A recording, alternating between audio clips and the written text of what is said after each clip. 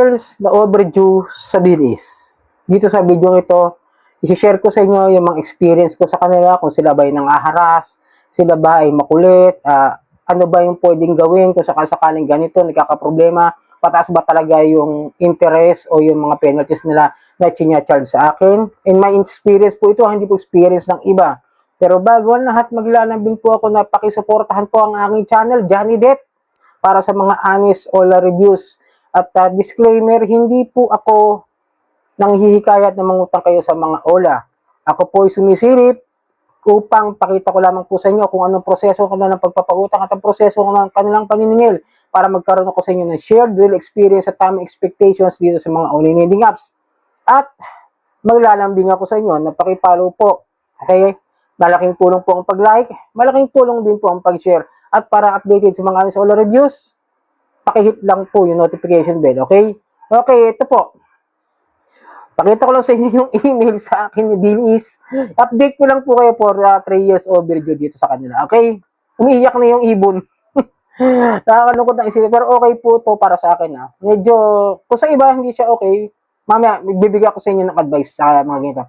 Bilis, sabi ni Bilis sa akin, takpan ko na yung pangalan ko. This is to notify you that your account is now 994 days past due. We strongly advise you to immediately settle your loan in order to avoid additional penalties and or a negative impact on your credit standing. Please contact us now further assistance with this matter. Okay? Yun po yung sabi ni Bill is sa akin. Pero, in my 3 years, mga kadyani, itong si Bill is, no? Nag-email naman ng panibago yan nung nakaraan. Hanapin ko lang po yung email niya, saglit lang, nawala yung sa Gmail ko. Ito yung ko minsan, yung nalito ko sa mga ginagawa ko. Pero, meron silang i-update ko sa inyo na yung bagong simula, which is very good para sa akin dahil itong bagong simula na ito na binabanggit nila is i-waive na nila yung mga penalties ko in the 3 years na yan. No? Mamaya natin na papakita sa inyo. Then, ito bang si Bilis nang haharas? In my experience, in 3 years, never naman ako nakatanggap ng text sa kanila na nangaharas o something, makulit, something like that. Wala naman akong gano'n. Laging email lang po talaga. Kahit sa text messages, itong number ko na ginamit ko sa kanila noon pa, wala naman natanggap na pangungulit something talaga. Ginamit ko na yung dati kong ginamit sa mga pag-utang doon sa mga abusive olas, ha. Pero ito, pagdating kay Bilis, wala po akong natanggap ng mga ganun. Actually talaga reminder lang siya sa email mostly. Then, pinapakita lang po niya yung aking mga penalties na umabot na nga po ng halos, sabihin ko ng 9,000. Okay? 9,000 lang po. Ang aking principal loan amount sa kanila is 5,490.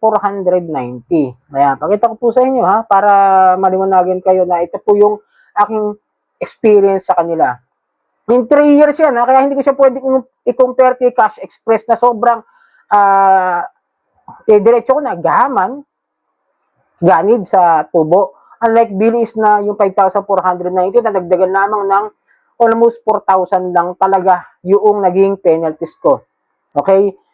And then, kung kayo, mga may problema sinasabi nyo na gahaman na rin, nagiging gan sa Bilis, that's what your experience. Wala akong magagawa doon. Papaalalahanan ko lang po kayo na, total, itong si Bilis, wala naman ako nakitang complaint sa PAOK, sa PNP, in my past few years na pumupunta sa mga mass filings.